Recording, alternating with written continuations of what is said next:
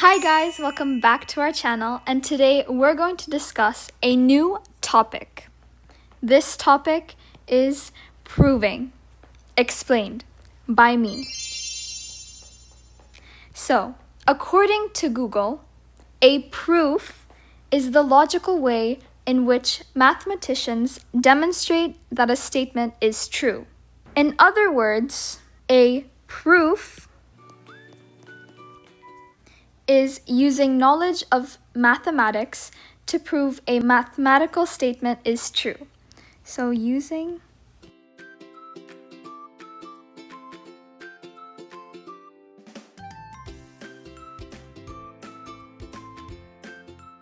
Now that we have the definition of a proof, let me show you an example of what a proof can be. So let's say that we have 0 factorial is equal to 1. For those who don't know, when something is a factorial, so let's say that we have a number n. N factorial is equal to n times n minus 1 times n minus 2, all the way until it reaches times 1. So let's say that we have 3 factorial. 3 factorial is equal to 3 times 2 times 1. This also means that if we have a factorial of any number, then that would be n, which is the number, times n minus 1 factorial.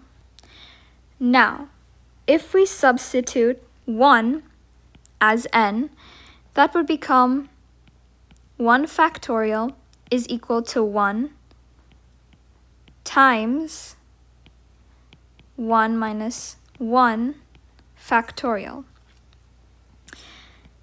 This is equal to 1 because this is what a factorial looks like. So if we say 1 factorial, that's just 1. So that means that 1 is equal to 1 times 1 minus 1, which is 0 factorial. If we divide both sides by 1, this would mean that 0 factorial is equal to 1.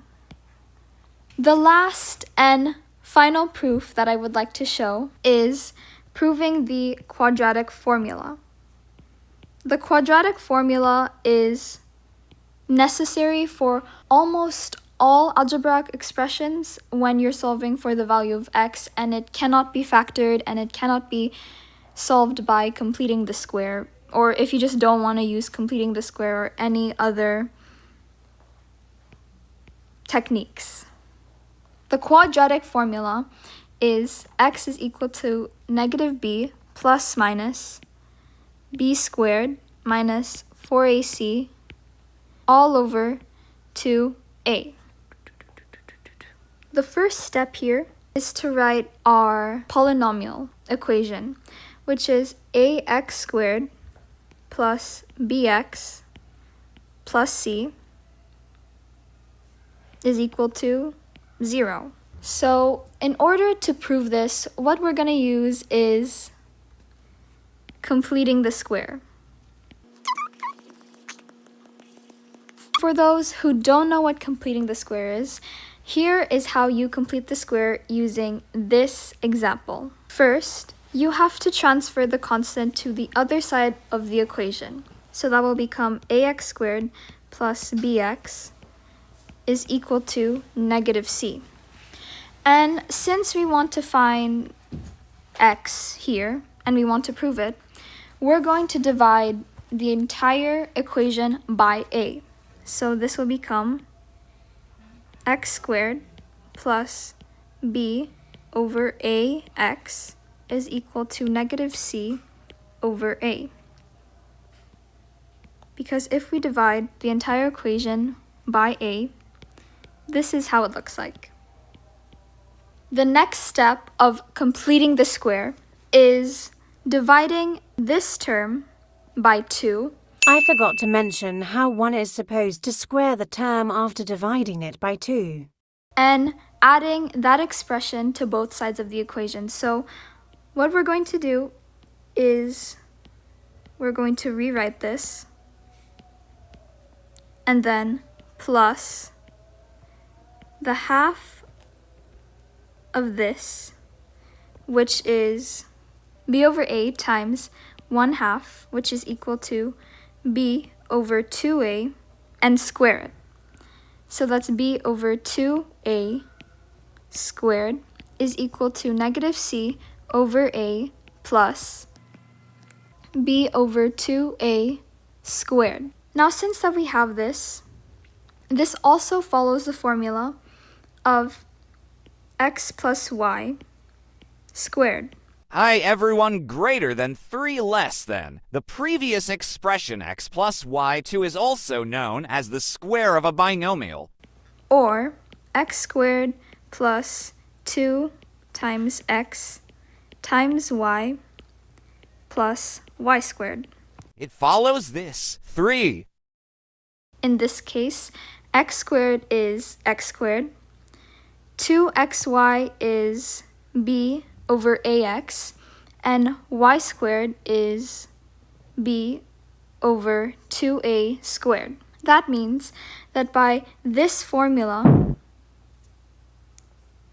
we can rewrite this entire expression with x plus b over 2a squared. And for us to really make sure that our answer is correct, we can double check it. Let me speed up the process a bit. So that's x plus b over 2a squared, or x plus b over 2a times x plus b over 2a. For the checking part, I use the FOIL method. FOIL is in multiplying the first terms, followed by the outer terms, then the inner terms, and finally the last terms. And now we simplify. Also, I apologize for my voice. She was feeling a bit raspy today. Anyways, I don't know if it's just me, but it sort of looks like the quadratic formula now. Which this expression. So we can confirm that x plus b over 2a squared is equal to this expression.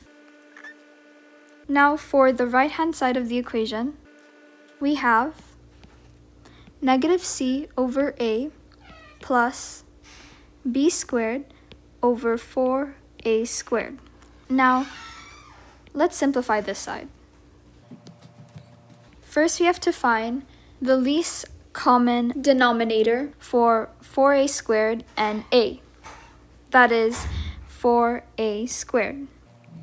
We can write b squared, and then we have to figure out what to do with this term here. So if that's 4a squared divided by a, that will be equal to 4a. That means that that's negative 4ac. Thus, we have a full equation now. That's x plus 2a squared is equal to b squared minus 4ac all over 4a squared. This is your new equation, which is x plus b over 2a squared is equal to b squared minus 4ac all over 4a squared. So what are you going to do now?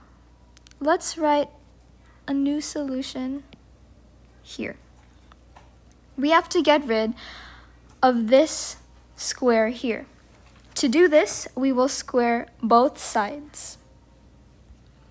So if we square both sides, this will get rid of the square. So now that we've eliminated the little exponent here, we're going to rewrite this entire equation. So that will become x plus b over 2a is equal to the square root of b squared minus 4ac all over 4a squared. This is starting to look like the quadratic formula. Notice how we can simplify 4a squared and remove the square root for the denominator part of the right-hand side of the equation. So then that will become x plus b over 2a is equal to the square root of b squared minus 4ac all over 2a. Now this side looks like the quadratic formula, but this side doesn't. So what we're going to do is we're going to transfer the b over 2a to the other side of the equation. Rewriting it over here, we have x is equal to the square root of b squared minus 4ac all over 2a minus b over 2a. Now notice how they have the same denominator. That means that we can combine the two terms. So x will be equal to the square root of b squared minus 4ac minus b all over 2a. Or, in the terms of the quadratic formula, we have x is equal to negative b plus minus the square root of b squared minus 4ac all over 2a. And during the square root part, do not forget to add plus minus, because when you square a number, there are always two possible factors or two possible roots. So when we square 4, the square root of 4, we have plus minus 2, because 2 squared is equal to 4, as well as negative 2 squared is also equal to 4. So don't forget the plus minus sign.